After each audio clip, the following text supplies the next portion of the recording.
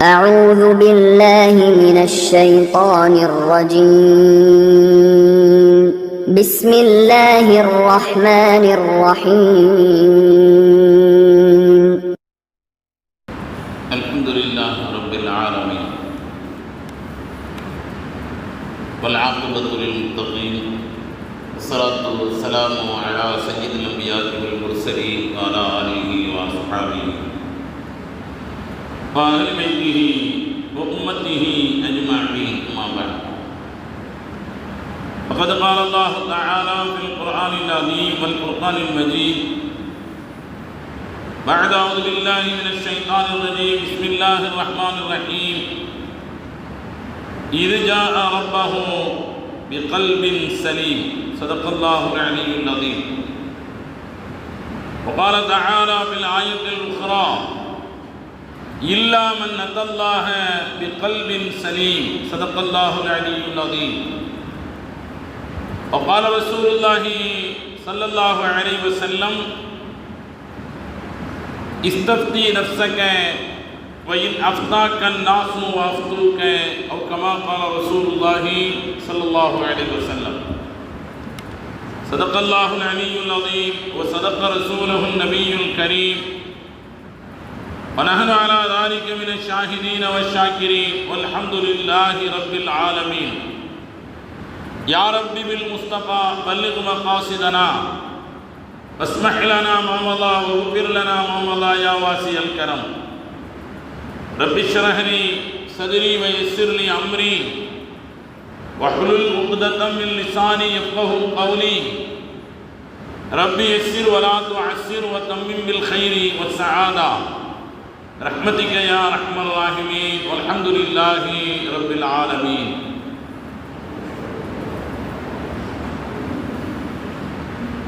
புகழனைத்தும் அல்லாஹ் ஒருவனுக்கே சொந்தம். சலாத்தும் சலாமும் ஷபீஉல் முதுனிபீன் ரசூல் அக்ரம் முஹம்மது முஸ்தபா ரசூலுல்லாஹி ஸல்லல்லாஹு அலைஹி வஸல்லம் அவர்களின் மீதும் அவர்களின் வழிமுறைகளை வாழ்க்கை நெறிமுறைகளை பின்பற்றி வாழ்ந்த உத்தம சத்திய சஹாபா செம்மல்கள் தாபிஈன்கள் தபஅ தாபிஈன்கள் சுஹதாக்கள் சாலிஹீன்கள் உலமாக்கள் முன்னோர்கள் நல்லவர்கள் நம் அனைவரின் மீதும் அல்லாஹுவின் அருளும் கிருபையும் என்றென்றும் எப்பொழுதும் குறைவின்றி நிறைவாகட்டுமாக. ஆமீன் ஆமீன். கண்ணியத்திற்குரிய பெரியோர்களே, சகோதரர்களே, ஜமாத்தார்களே, உங்கள் அனைவருக்கும் என் அன்பார்ந்த அஸ்ஸலாமு அலைக்கும் வரஹ்மத்துல்லாஹி தஆலா வபரகாத்துஹு.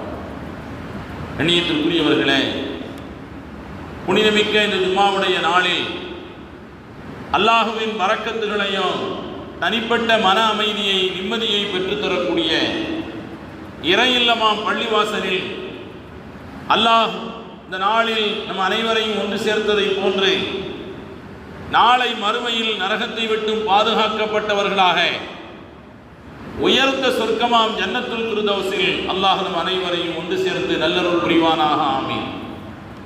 வெள்ளிக்கிழமை ஜும்மாவுடைய நாளில் பள்ளிவாசலுக்கு சீக்கிரமாக வருகை தரக்கூடியவர்களை மார்க்கம் கண்ணியப்படுத்துகிறது. சீக்கிரமாக வருகை தரக்கூடியவர்கள் விலை அதிகமான ஒட்டகத்தை அல்லாஹ்வுடைய பாதையிலே குர்பானி கொடுத்த நன்மையை பெறுகின்றார்கள். அந்த இக்லாஸான எண்ணத்தோடு வரக்கூடிய நம் அனைவருக்கும் அல்லாஹ் அந்த உயர்ந்த நன்மையை தந்தருள் புரிவானாக. ஆமீன் என்ற துவாவோடு இந்த வார ஜும்மாவின் தலைப்பாக மனசாட்சிக்கு மதிப்பளிப்போம் என்ற தலைப்பின் கீழ் ஒரு சில செய்திகளை உங்களோடு நான் பகிர்ந்து கொள்ள ஆசைப்படுகிறேன். கண்ணியத்திற்குரியவர்களே, இந்த உலகத்தில் வாழக்கூடியவர்கள் நாம் வாழுகின்ற பொழுது நம்முடைய எண்ணங்களில் செயல்பாடுகளில் இறையச்சம் என்பது ரொம்ப அவசியம். அதற்கு வேறு ஒரு வார்த்தைகளிலே சொல்வதாக இருந்தால் மனசாட்சிக்கு மதிப்பளிக்க ஒவ்வொரு மனிதர்களும் கற்றுக்கொள்ள வேண்டும். நம்முடைய வாய் வேண்டுமானால் இடத்திற்கு ஏற்றவாறு சூழலுக்கு ஏற்றவாறு தனக்கு சாதகமாக நம்முடைய நாவுகள் வேண்டுமானால் பேசலாம். நாவுகளை வேண்டுமானால் நாம் புரட்டி பேசலாம். உண்மையை பொய்யாக, பொய்யை உண்மையாக நாம் பேசலாம். ஆனால் உண்மை எது என்று தெரிந்த மனசாட்சி இருக்கிறதே, அதை நம்மால் அடக்க முடியாது. அதற்கு நாம் எந்த விதமான சமாளிப்பும் செய்ய முடியாது. அதை நாம் தோற்கடிக்கவே முடியாது. பெருமானார் ஸல்லல்லாஹு அலைஹி வஸல்லம் அவர்கள் ஹஜ்ரத் இப்ராஹிம் அலைஹிஸ்ஸலாத்து வஸ்ஸலாம் அவர்களை முன்னோடியாக வைத்து சமுதாயத்திற்கு எத்தனையோ நல்ல பல சாதனைகளை அறிமுகப்படுத்தி இருக்கிறார்கள். மதீனா நகருக்கு பெருமானார் ஸல்லல்லாஹு அலைஹி வஸல்லம் அவர்கள் வருகை தந்த பொழுது, மதீனா நகரை ஹரமாக நான் ஆக்குகிறேன், கண்ணியத்திற்குரிய நகரமாக நான் அதை ஆக்குகிறேன்.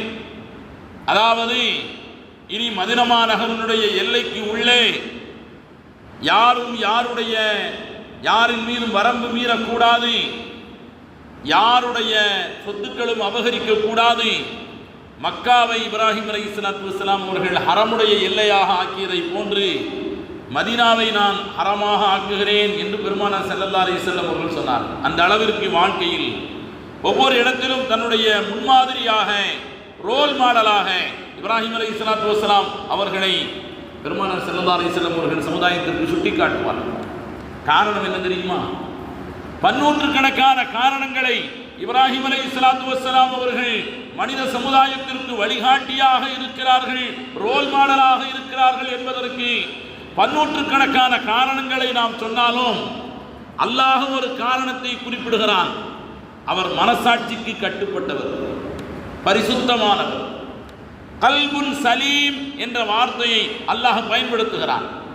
அவருடைய மனசாட்சிக்கு விரோதமாக அவர் எந்த வார்த்தையையும் பேசியதில்லை, எந்த நடவடிக்கைகளிலும் அவர் நடந்து கொண்டதில்லை.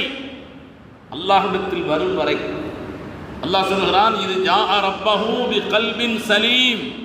தன்னுடைய ரப்பிடத்திலே இப்ராஹிம் அலைஹிஸ்ஸலாத்து வஸ்ஸலாம் அவர்கள் வருவார்கள் பரிசுத்தமான இதயத்தோடு.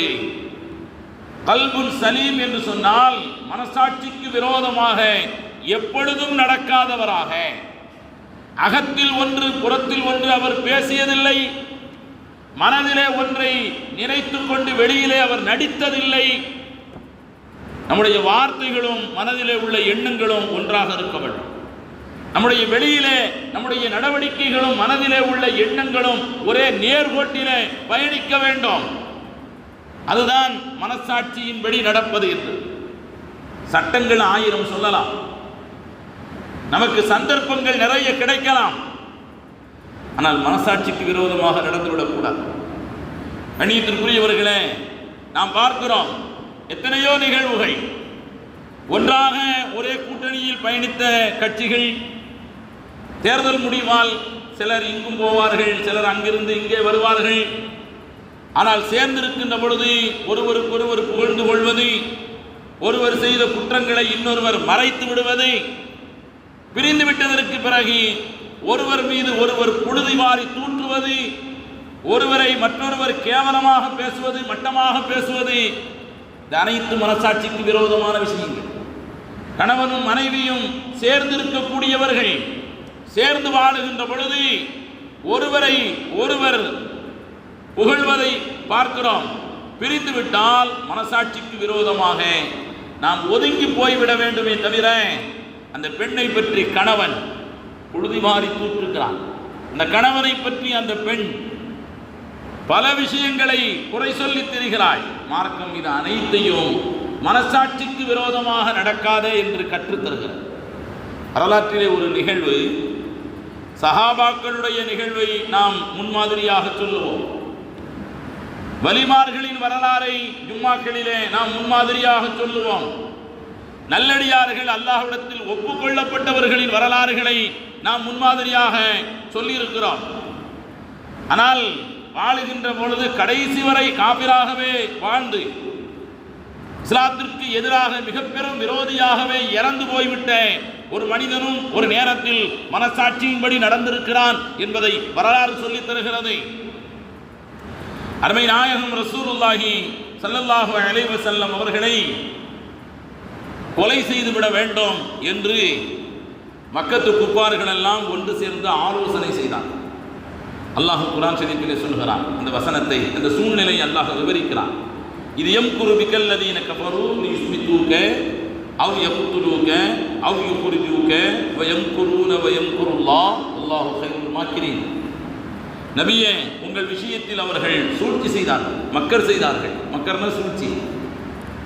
உங்களை அப்படியே வீட்டிலே ஹவுஸ் அரெஸ்டாக வைத்துவிட வேண்டும், வீட்டு கைதியாக ஆக்கிவிட வேண்டும், முடக்கிவிட வேண்டும். அவ் யக்துலூக, அல்லது உங்களை கொன்றுவிட வேண்டும். அவ் யுக்ரிஜூக, அல்லது உங்களை நாடு கடத்தி விட வேண்டும் என்று அவர்கள் ஆலோசனை செய்தார்கள், சூழ்ச்சி செய்தார்கள். தங்களால் ஆனம் சூழ்ச்சிகளை செய்தார்கள். அல்லாஹ்வும் சூழ்ச்சி செய்தான். அல்லாஹ் தன்னுடைய சூழ்ச்சிக்காரர்களுக்கெல்லாம் ஆகச் சிறந்தவன் என்று அல்லாஹ் அந்த வசனத்தை முடிக்கிறான். பெருமானார் ஸல்லல்லாஹு அலைஹி வஸல்லம் அவர்களை கொலை செய்வதற்கு ஒன்று கூடி வீட்டுக்கு ஒரு வீரர் வருகை தந்து பெருமானார் ஸல்லல்லாஹு அலைஹி வஸல்லம் அவர்களுடைய வீட்டை முற்றுகையிட்டார் மக்காவில். அது மட்டுமல்ல, வீடு முழுவதும் சுற்றி நின்றவர்கள் இன்னும் நிறைய பேர் ரெண்டு சப்பாக, ரெண்டு வரிசையாக பெருமானார் ஸல்லல்லாஹு அலைஹி வஸல்லம் அவர்களுடைய வீட்டுக்கு இருக்கின்ற தலைவாசலில் வலது பக்கம் ஒரு சப்பாகவும் இடது பக்கம் ஒரு சப்பாக உருவிய வாட்களோடு நின்றார். இரவு முழுக்க நின்றார். இரவில அந்த கூட்டத்திலே அபூஜஹிலும் உண்டு. பத்ர் போரிலே இறந்த அந்த மனிதன் பெருமானார் ஸல்லல்லாஹு அலைஹி வஸல்லம் அவர்கள் மதீனாவிற்கு ஹிஜ்ரத் செய்வதற்கு முன்னால் நடந்த சம்பவம் அல்லவா இது. அபூஜஹிலும் இருக்கிறார். இஸ்லாத்தின் ஆகப்பெரிய விரோதி. அவருக்கு பக்கத்தில் உள்ளவர் கேட்கிறார், உள்ளே முகம்மது இருக்கிறார், நமக்கு தெரியும், எதற்கு நாம் காத்திருக்க வேண்டும்? வீட்டை சுற்றி இத்தனை பேர் இரவு முழுக்க தூக்கத்தை தொலைத்து எதற்கு வெளியில் இப்படி காத்திருக்க வேண்டும்?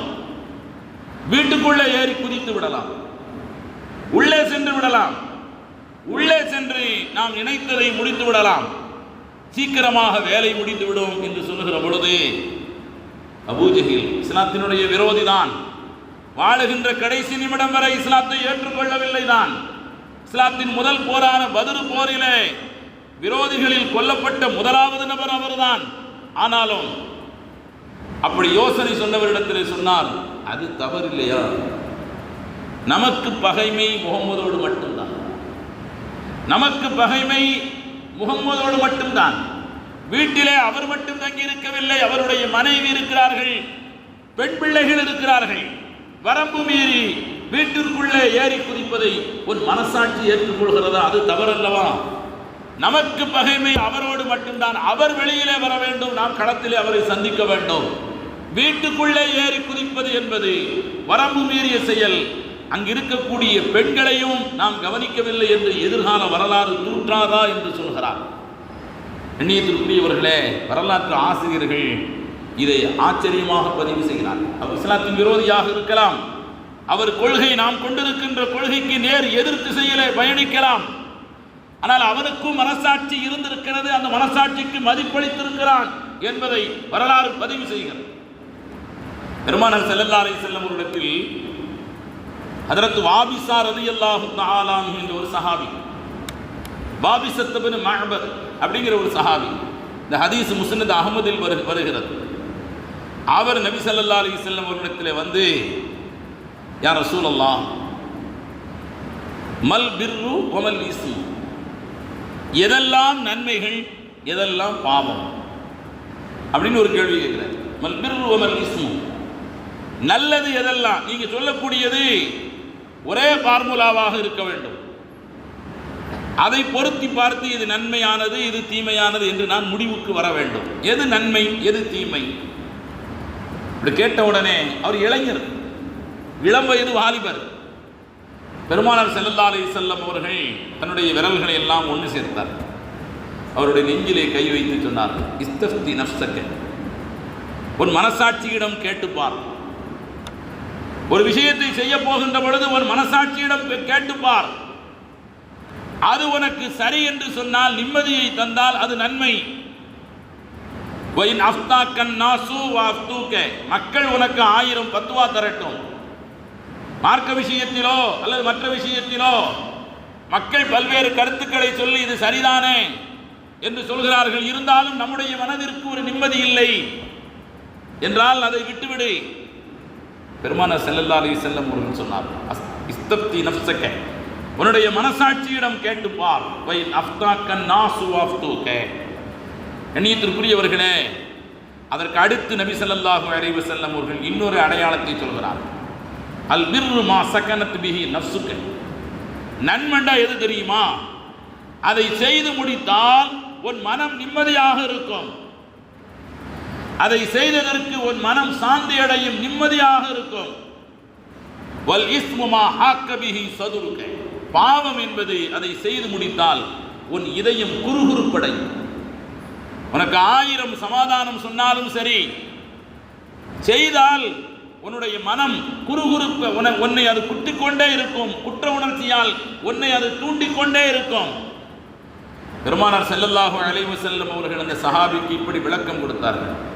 கண்ணியத்திற்குரியவர்களே, இன்னொரு ஹதீஸில் நபி ஸல்லல்லாஹு அலைஹி வஸல்லம் அவர்கள் சொல்வார்கள், தஅமா யுரீபுக இலா மாலா யுரீபுக.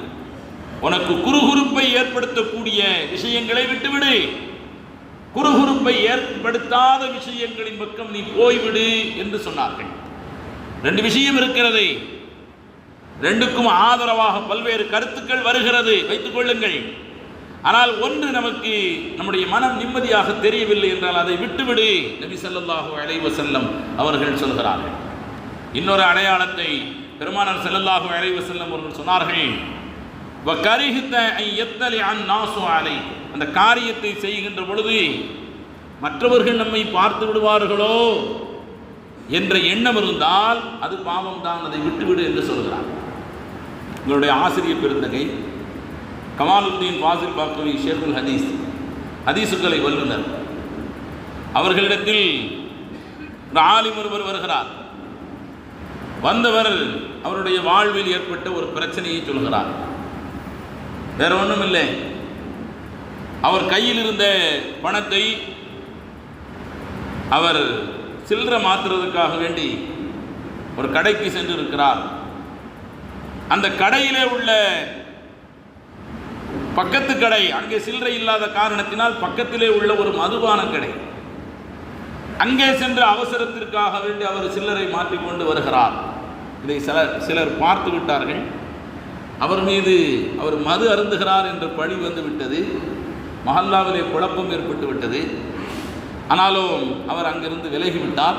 இந்த பிரச்சனை தெரிந்த பொழுது ஹஜ்ரத் அவர்கள் ரொம்ப அழகாக சொன்னார்கள். அருமை நாயகம் ரசூலுல்லாஹி ஸல்லல்லாஹு அலைஹி வஸல்லம் அவர்கள் நமக்கு 1000 ஆண்டுகளுக்கு முன்னால் நமக்கு வழிகாட்டி இருக்கிறார்கள். ஒரு காரியத்தை நீ செய்ய போனால் மார்க்க விஷயத்தின்படி இது தவறல்ல. நீ அங்கு மது அருந்தவில்லை, வேறு எதையும் தொடவில்லை, நீ பணத்தை மாற்றுவதற்காக வேண்டி சென்றிருக்கிறாய், இல்லை, தவறல்ல. ஆனால் உன் மனசாட்சியிடம் கேட்டு பார்க்க வேண்டாமா? இதை மற்றவர்கள் பார்த்தால் என்ன நினைப்பார்கள்? வகரிஹத் அலைஹி யத்தரி அன்னாஸ். இந்த ஹதீஸை நீ பார்த்திருந்தால் இந்த காரியத்தை நீ செய்திருக்க மாட்டாய். உன் மனசாட்சிக்கு விரோதமாக எப்படி நடப்பதற்கு உனக்கு மனம் வந்தது என்று ஹஜ்ரத் அவர்கள் அந்த மாணவர்களை, அந்த மாணவராக இருக்கின்ற அந்த இமாமை எச்சரித்தார்கள் என்ற செய்தியை நாம் கேள்விப்படுகிறோம். கண்ணியத்திற்குரியவர்களே, பெருமானார் ஸல்லல்லாஹு அலைஹி வஸல்லம் அவர்கள் இந்த சமுதாயத்தை வழிநடத்துவதிலே ஒவ்வொரு விஷயத்திலும் ரொம்ப எச்சரிக்கையாக, ரொம்ப கவனமாக இருந்திருக்கிறார். ஒரு மனிதன் பக்கத்து வீட்டுக்காரர்கள் அவருக்கு செய்ய வேண்டிய கடமைகளை, உரிமைகளில் கவனம் செலுத்துகிறார். அவருக்கு இவர் பிடிக்கவில்லை. அதே போன்று உறவினர்களுக்கு செய்ய வேண்டிய கடமைகளில் கவனம் செலுத்துகிறார். அவருக்கும் இவருக்கும் சரியான உறவுகள் இல்லை. ஆனால் சந்தர்ப்பம் வருகின்ற பொழுது அவர் மீது பழிகளை எல்லாம் தூற்றுகிறார் என்று சொன்னால் அந்த நேரத்தில் அவருடைய மனசாட்சி அவரிடத்தில் அதை குறை சொல்லத்தான் செய்யும். வாயிலே பேசலாம், ஆதாரங்களை கொண்டு வந்து அடுக்கலாம். ஆனால் மனதளவில் அவருக்கு தெரியும் அது நாம் பேசுவது தவறானது என்று அவருக்கு தெரியும். வள்ளுவன் கூட ரொம்ப அழகாக சொல்லுவான், தன்னெஞ்செறிய பொய்யற்க பொய்த்தபின் தன்னெஞ்சே தன்னை சுடும். தன் நெஞ்சு அறிய, தன் மனசாட்சிக்கு விரோதமாக நன்றாக தெரிகிறது. அது அப்படி தெரிகின்ற பொழுது வேண்டுமென்றே ஒருவரை பழி வாங்குவதற்காக வேண்டி நாம் பொய்யான தகவலை சொல்கிறோம். அதை நம்மால் நிரூபிக்க முடியும் வெளியில் உள்ள ஆதாரங்களின் அடிப்படையில். ஆனால் அது பொய் என்று நாம் சொல்லிவிட்டோம், அவர் மீது பழியை போட்டு விட்டோம், மக்கள் ஏற்றுக்கொண்டு விட்டார்கள். ஆனால் நம்முடைய மனசாட்சி நம்மை தூங்க விடாது. பொய்த்தபின் தன்னெஞ்சே தன்னை சுடும் என்ற வார்த்தையை நாம் கவனித்து பார்க்க வேண்டும். கண்ணியத்திற்குரியவர்களை, அருமை நாயகம் ரசூலுல்லாஹி ஸல்லல்லாஹு அலைஹி வஸல்லம் அவர்கள் இந்த விஷயத்தில் சஹாபாக்களை ஒரு தலை சிறந்த சமுதாயமாக உருவாக்கி இருக்கிறார்கள். அடுத்தவருடைய உரிமைகளில், கடமைகளில், அடுத்தவருக்கு செய்ய வேண்டிய உரிமைகளில், கடமைகளில் நீங்கள் மார்க்க விஷயத்தில் ரொம்ப முக்கியத்துவம் தர வேண்டும் என்பதை போன்று மனசாட்சிக்கும் மதிப்பளிக்க வேண்டும் என்பதை பெருமானார் ஸல்லல்லாஹு அலைஹி வஸல்லம் அவர்கள் கற்றுத்தருகிறார்கள். கண்ணியத்திற்குரியவர்களே, ஒவ்வொரு மனிதரும் இந்த குணத்தை தன்னிடத்திலே உருவாக்கிக் கொள்வது மட்டுமல்ல, தன்னை நம்பி ஒப்படைக்கப்பட்டிருக்கின்ற நம்முடைய பிள்ளைகள், நம்முடைய குடும்பத்தார்கள் அனைவரிடத்திலும் இந்த குணத்தை நாம் கொண்டு வர வேண்டும். பிள்ளைகள் என்றால் பெற்றோர்கள் பிள்ளைகளுக்கு தேவையான உணவு, உடை, தங்குமிடம், அவர்களுக்கு தேவையான கல்வி, அவர்களுக்கு தேவையான சொத்துக்கள் இதோடு முடிந்துவிடப் போவதில்லை நம்முடைய கடமைகள். பெருமானார் ஸல்லல்லாஹு அலைஹி வஸல்லம் அவர்கள் ரொம்ப அழகாக சொன்னார்களே, அல்லாஹ் குல்லுக்கும் ராயின், நீங்கள் ஒவ்வொருவரும் பொறுப்பாளர்கள், குல்லுக்கும் மஸ்ஊலூன் அன் ரஇய்யத்திஹி, ஒவ்வொருவரும் அவரவருக்கு கொடுக்கப்பட்டிருக்கின்ற பொறுப்பை பற்றி நாளை மறுமையில் விசாரிக்கப்படுவீர்கள் என்று சொன்னார். இந்த உயர்ந்த குணத்தை பிள்ளைகளிடத்திலும் நாம் உருவாக்க வேண்டும். பள்ளிக்கூடத்திலே ஏட்டுக்கல்விகளை கற்றுக் கொடுப்பார்கள், வீட்டு பாடங்களை செய்ய சொல்வார்கள். பிள்ளைகளுக்கு உயர்ந்த குணங்களை உருவாக்கி கொடுப்பதிலே பெற்றோர்கள் அங்கம் வகிக்க வேண்டும். நல்ல பல வரலாறுகளை பிள்ளைகளுக்கு சொல்லித்தர வேண்டும். மனசார உன்னுடைய மனசறிந்து யாருக்கும் எந்த துரோகத்தையும் செய்துவிடக்கூடாது, யார் மீதும் பழி போட்டுவிடக்கூடாது, யாருடைய பொருளையும் அபகரித்து விடக்கூடாது, அடுத்தவர் மீது தேவையில்லாமல் குற்றம் சுமத்தக்கூடாது, வாழ்க்கையிலே பொய் சொல்வதோ, புறம் பேசுவதோ, கோள் சொல்வதோ, உன்னால் யாருக்கும் எந்த நஷ்டத்தை ஏற்படுத்துவதோ உனக்கு உன்னுடைய வாழ்க்கையில் வந்துவிடக்கூடாது என்று சொல்லி சொல்லி வளர்க்கப்பட்ட பிள்ளைகள் தான் எதிர்காலத்தில் அவர்கள் சந்திக்கின்ற பல்வேறு சந்தர்ப்பங்களில் பொய் சொல்ல வேண்டிய ஒரு சந்தர்ப்பம் வருகிறது, கோள் சொல்ல வேண்டிய ஒரு சந்தர்ப்பம் வருகிறது, அடுத்தவரை பழி வாங்க வேண்டிய ஒரு சந்தர்ப்பம் வருகிறது, அடுத்தவர் மீது பழி போடுகின்ற ஒரு சந்தர்ப்பம் வருகிறது. ஆனால் அந்த பிள்ளை தயங்கி நிற்கிறான். அவனுடைய தந்தையின் வார்த்தை, தாயின் வார்த்தை அவனுடைய செவிப்பறைகளில் ஓங்கி அறைகிறது, தவிர்ந்து கொள், நல்லதல்ல என்று சொன்னால் அந்த பெற்றோர்கள் வெற்றி பெற்றவர்கள். அந்த பிள்ளைகள் வழிநடப்பதிலே அவர்கள் ஆகச் சிறந்தவர்களாக உருவாகுவார். வரலாற்றிலே ஒரு நிகழ்வு, ஹஜ்ரத் உமர் இப்னு கத்தாப் ரலியல்லாஹு தஆலா அன்ஹு அவர்களுடைய மகனார் அப்துர் ரஹ்மான் என்பவர். அவர் மிஸ்ரிலே வசிக்கிறார். அவரும் அவருடைய சகோதரர். அவர் மது அருந்தி விட்டார். அப்துர் ரஹ்மான் என்பவர் மது அருந்தி விட்டார். உமர் ரலியல்லாஹு தஆலா அவர்களுடைய மகனார் தான். மிஸ்ரிலே அப்பொழுது இஸ்லாமிய கவர்னராக இருந்தவர்கள் ஹஜ்ரத் அம்ர் இப்னுல் ஆஸ் ரலியல்லாஹு தஆலா அம்ர் இப்னுல் ஆஸ் ரலியல்லாஹு தஆலா அவர்கள் மிஸ்ரிலே இஸ்லாமிய கவர்னராக இருக்கிறார்கள். உமர் ரலியல்லாஹு தஆலா அவர்களுடைய மகன் மது அருந்தி விட்டார். இதை கொண்டு போய் சொல்கிறவர் யார் தெரியுமா? அந்த அப்துர் ரஹ்மானுடைய சகோதரர், உடன் பிறந்த சகோதரர். அவர்தான் ஆட்சியாளரிடத்திலே கொண்டு போய் தன் தம்பி இஸ்லாமிய ஷரியத்தை மீறி அவர் மது அருந்தி விட்டார் என்பதை அவர்தான் போய் சொல்லுகிறார். வேறு சாட்சிகள் கிடையாது. ஆனால் அவர் போய் சொல்லுகிறார். விசாரித்து அவர் ஏற்றுக்கொண்டதற்கு பிறகு அம்ர் இப்னுல் ஆஸ் ரலியல்லாஹு தஆலா அன்ஹு, ஜனாதிபதியினுடைய மகனாக இருக்கக்கூடிய அப்துர் ரஹ்மான் மது அருந்தி விட்டார் என்று தெரிந்தால் அது ஜனாதிபதிக்கு கேவலமாக ஆகிவிடுமே என்று நினைத்து ஊட்டப்பட்ட அறைக்குள் அவருக்கு இஸ்லாமிய ஷரியத் தண்டனை 80 கசையடிகள் தரப்படுகிறது. தண்டனை தரப்பட்டு விட்டது சட்டப்படி. இது உமர் ரலியல்லாஹு தஆலா அவர்களுக்கு தெரிந்து, நீங்கள் செய்தது தவறு, நீங்கள் அவருக்கு பொது இடத்திலே தண்டனை தந்திருக்க வேண்டும். பொதுமக்கள் குற்றம் செய்தால் எப்படி பொதுமக்களுக்கு மத்தியிலே தண்டனை வழங்கப்படுகிறதோ அதுபோன்று யாராக இருந்தாலும், அவர் என்னுடைய மகனாக இருந்தாலும், ஜனாதிபதியின் மகனாக இருந்தாலும், அவருக்கு பொது இடத்திலே தண்டனை தரப்பட்டிருக்க வேண்டும். நீங்கள் கூட்டப்பட்ட அறையிலே தண்டனை கொடுத்தது தவறு, அவரை நீங்கள் மதீனாவுக்கு அனுப்புங்கள் என்று சொல்கிறார்கள். மதீனாவிற்கு அவர் வருகிறார். மதீனாவிலே பொது இடத்திலே வைத்து அவருக்கு தண்டனை தரப்படுகிறது. இந்த இடத்தில் இன்னொன்றை நாம் கவனிக்க வேண்டும். அவருக்கு ஒரு முறை தண்டனை கொடுத்து விட்டார்கள். அவர்களுடைய தவறுக்கு தண்டனை நிறைவேற்றப்பட்டு விட்டது. ஆனாலும் எதிர்கால வரலாறே அவர் உமரின் மகனாக இருக்கின்ற காரணத்தினால், ஜனாதிபதியின் மகனாக இருக்கின்ற காரணத்தினால் கூட்டப்பட்ட அறைக்குள் தண்டனை கொடுத்திருக்கிறார்கள்.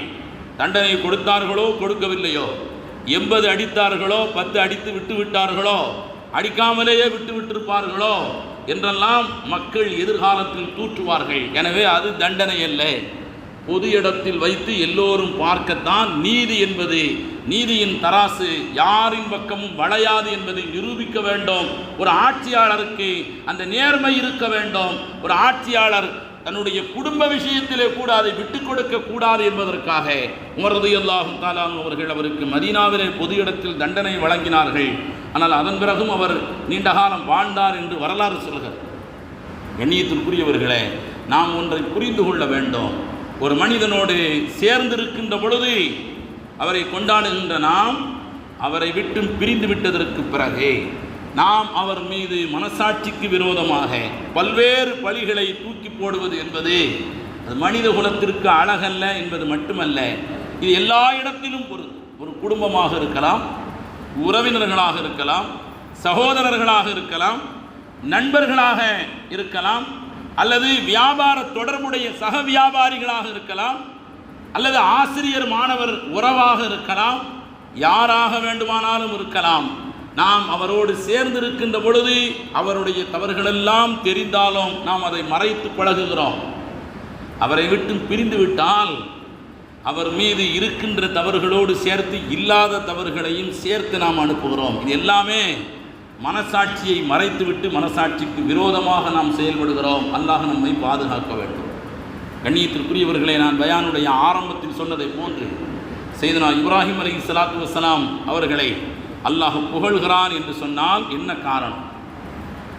அல்லாஹ் இப்ராஹிம் அலைஹிஸ்ஸலாத்து வஸ்ஸலாம் பி கல்பின் சலீம் என்று அல்லாஹ் சொல்கிறான். இது ஜா ரப்பஹு பி கல்பின் சலீம், தன்னுடைய ரப்பிடத்திலே பரிசுத்தமான இதயத்தோடு அவர் அல்லாஹ்விடத்தில் வருகை தருவார் நாளை மறுமையில் என்று அல்லாஹ் சொல்கிறான். நரகவாசிகளை குறித்து அல்லாஹ் சொல்கிற பொழுது வகுல்லுன் அத்தௌஹு தாகிரீன், எல்லோரும் கேவலப்பட்டவர்களாக அந்த நரகத்திலே நுழைவார்கள். இல்லாமன் அத்தல்லாஹு பி கல்பின் சலீம், எல்லா சந்தர்ப்பங்களிலும் மனசாட்சிக்கு விரோதம் இல்லாமல் பரிசுத்தமான மனதோடு யாரெல்லாம் செயல்பட்டார்களோ அவர்களை தவிர என்று அல்லாஹ் சொல்கிறார். கண்ணியத்திற்குரியவர்களே, அருமை நாயகம் ரசூலுல்லாஹி ஸல்லல்லாஹு அலைஹி வஸல்லம் அவர்களும் மனசாட்சியின்படி நடந்து கொண்ட மனிதர்களை பாராட்டுகின்றார்கள். பல்வேறு சந்தர்ப்பங்களில் யாரைக்கும் பெருமானார் ஸல்லல்லாஹு அலைஹி வஸல்லம் அவர்கள் அதுபோன்று நடந்தவர்களை வெளிச்சம் போட்டு காட்டுகிறார்கள், அவர்களை பாராட்டுகிறார்கள், அவர்களை கொண்டாடுகிறார்கள். பெருமானார் ஸல்லல்லாஹு அலைஹி வஸல்லம் அவர்கள் ஒரு நாள் தொழ வைத்துக் கொண்டிருக்கிறார்கள். தொழுகையில ருக்குவிலே ரொம்ப நேரம் பெருமானார் ஸல்லல்லாஹு அலைஹி வஸல்லம் அவர்கள் இருக்கிறார்கள். ருக்குவிலே ரொம்ப நேரம் இருக்கிறார்கள், வழமைக்கு மாற்றமாக. அதற்கு தொழுகை முடிந்ததற்கு பிறகு சஹாபாக்கள் எல்லாம் பெருமானார் ஸல்லல்லாஹு அலைஹி வஸல்லம் அவர்கள் வழமைக்கு மாற்றமாக ருக்குவிலே ரொம்ப நேரம் இருக்கிறார்களே, என்ன காரணம் என்று கேட்ட பொழுது நபி ஸல்லல்லாஹு அலைஹி வஸல்லம் அவர்கள் அதற்கு அலி ரலியல்லாஹு தஆலா அவர்களை அழைத்து, நீங்கள் தொழுகைக்கு வருவதற்கு ஏன் தாமதம் என்று விசாரிக்கிறார்கள். அலி ரலியல்லாஹு தஆலா சொல்கிறார்கள், ஜமாத்துக்கு நேரமாகிவிட்டது என்பதற்காக வேண்டி நான் வேக வேகமாக வந்தேன். ஆனால் ஒரு குறுகலான தெரு, ஒரு சந்து, அதற்குள்ளே ஒருவர் மட்டும்தான் போகலாம். எனக்கு முன்னால் ஒரு வயதானவர் அவர் போய்கொண்டிருக்கிறார். அவர் முதுமையின் காரணத்தினால் வேகமாக அந்த இடத்தை கடக்க முடியவில்லை, மெதுவாகத்தான் போய்கொண்டிருக்கிறார். நான் அவரை தாண்டிவிட்டு ஜமாத்திற்கு வரலாம் என்று நான் நினைத்தேன். ஆனாலும் என் மனசாட்சி அதற்கு இடம் கொடுக்கவில்லை. அவரை நான் தாண்டிவிட்டு வருவதாக இருந்தால் அவரை பிடித்து ஒரு இடத்திலே ஓரமாக நிறுத்திவிட்டு நான் வர வேண்டும். ஆனால் அவர் வயதானவராக இருக்கிறார், அவருடைய முதுமைக்கு நான் மதிப்பளித்து நான் வருவதற்கு தாமதமாகிவிட்டது என்று சொன்ன பொழுது நான் வந்து ஆனால் ஜமாத்திலே ருக்குவிலே சேர்ந்து விட்டேன். பெருமானார் ஸல்லல்லாஹு அலைஹி வஸல்லம் அவர்கள் சொன்னார்கள், அதன் காரணமாகத்தான் அல்லாஹ் தஆலா ஹஜ்ரத் ஜிப்ரீல் அலைஹிஸ்ஸலாத்து வஸ்ஸலாம் அவர்கள் மூலமாக வந்து ருக்குவிலிருந்து எழச் சென்ற என்னை அல்லாஹ் தஆலா நிதானிக்குமாறு அல்லாஹ் எனக்கு உத்தரவிட்டான் என்று பெருமானார் ஸல்லல்லாஹு அலைஹி வஸல்லம் அவர்கள் வரலாற்றுக்கு சொந்தக்காரர் அலி ரலியல்லாஹு தஆலா அன்ஹு அவர்கள் சின்ன விஷயம்தான். ஒரு முதியவர் ஒரு இடத்திலே தாண்டி செல்கிற பொழுது அவருக்கு தடை ஏற்படுத்தி தாண்டி செல்வதை அவருடைய மனசாட்சி அதை ஏற்றுக்கொள்ளவில்லை. அது முதுமைக்கு செய்கின்ற எதிர்காரியமாக நினைத்தார்கள். ஆனால் அல்லாஹ் அதற்காக வேண்டி அவருடைய இஹ்லாஸான எண்ணத்தை ஏற்றுக்கொண்டு அல்லாஹ் அவர்களுக்கு எவ்வளவு பெரிய கண்ணியத்தை கொடுத்திருக்கிறான். அவர்கள் வருகின்ற வரை ருக்கூவிலிருந்து பெருமானார் ஸல்லல்லாஹு அலைஹி வஸல்லம் அவர்கள் எழவில்லை. ஒரு யூதர் ஒருவர் ஒரு வழக்கு தொடுக்கிறார். அலி ரலியல்லாஹு தஆலா அவர்கள் கலீஃபாவாக இருக்கின்ற பொழுது அவர் ஒரு வழக்கு தொடுக்கிறார். அதாவது கடை வீதியில் அவர் ஒரு போர்க்களங்களில் அணியக்கூடிய உருக்கு சட்டையை அவர் விற்று கொண்டிருக்கிறார். அந்த வழியாக வந்த கலீஃபா அலி ரலியல்லாஹு தஆலா அன்ஹு அவர்கள், இது என்னுடைய சட்டையாயிற்றே, உனக்கு எப்படி கிடைத்தது என்று சொல்லி அவரிடத்தில் பிரச்சனை செய்கிறார். அவர் நீதிமன்றத்தில் சந்தித்துக் கொள்வோம் என்று சொல்லுகிறார். நாட்டின் கலீஃபாவிற்கும் ஒரு சாதாரண ஒரு வியாபாரி நீதிமன்றத்தில் ஹஜ்ரத் அந்த யூதர் வந்து வழக்கை தாக்கல் செய்கிறார். இது என்னுடைய உருக்கு சட்டை, என்னால் கலீஃபா அவர்களுடைய உருக்கு சட்டை என்று சொல்கிறார்கள். கலீஃபாவுக்கு அழைப்பு விடுக்கிறார்கள். ஹஜ்ரத் அபு உபைதா நீதிபதியாக இருக்கக்கூடியவர் ஹஜ்ரத் அபு உபைதா கலீஃபாவுக்கு ஆள் அனுப்புகிறார்கள். கலீஃபா வருகிறார்கள். கலீஃபாவை பார்த்த உடனே நீதிபதி ஸ்தானத்தில் இருந்த அபு உபைதா எழுந்து நிற்கிறார் மரியாதைக்காக வேண்டி. அலி ரலியல்லாஹு தஆலா அன்ஹு அவர்கள் அதை விரும்பவில்லை. முகத்திலே ஒரு வெறுப்பு ஏற்படுகிறது. அவர் எழுந்து நின்றதை பார்த்து ஒரு விதமான வெறுப்பு தோன்றுகிறது. அமர்கிறார்கள். வழக்கு தொடர் ஆரம்பமாகிறது. இவர் வைத்திருக்கக்கூடிய உருக்கு சட்டை அது எனக்குரியது என்று சொல்கிறார்கள். உங்களுக்கு யார் சாட்சி என்று கேட்ட பொழுது, என்னுடைய மகன் ஹசனுக்கும் ஹுசைனுக்கும் இது என்னுடைய சட்டை என்று தெரியும், கேட்டு பாருங்கள். அபூ உபைதா நீதிபதி ஸ்தானத்தில் இருக்கக்கூடியவர்கள், உங்களுடைய பிள்ளைகளின் சாட்சியத்தை உங்களுக்கு ஆதரவாக ஏற்றுக்கொள்ள முடியாது. சாட்சியத்தை தள்ளுபடி செய்கிறார். தள்ளுபடி செஞ்சுவிட்டு அந்த உருக்கு சட்டை அது அந்த யூதருக்கு சொந்தமானது தான், உங்களிடத்தில் வேறு ஆதாரம் இல்லை என்று தீர்ப்பு வழங்குகிறார்கள். நீதிமன்றத்திலேயே அந்த யூதர் எழுந்து சொல்கிறார், இது அவர்களுக்குரியது தான், எனக்குரியது அல்ல. அதே நேரத்தில் நான் திருடவும் இல்லை. வேறு ஒரு திருடன் கொண்டு வந்து ஒரு முக்கியமான தலைவரின் வீட்டில் திருடியதாக சொல்லி என்னிடத்தில் விற்பனை செய்தான். நான் அதை வாங்கி கொண்டேன்.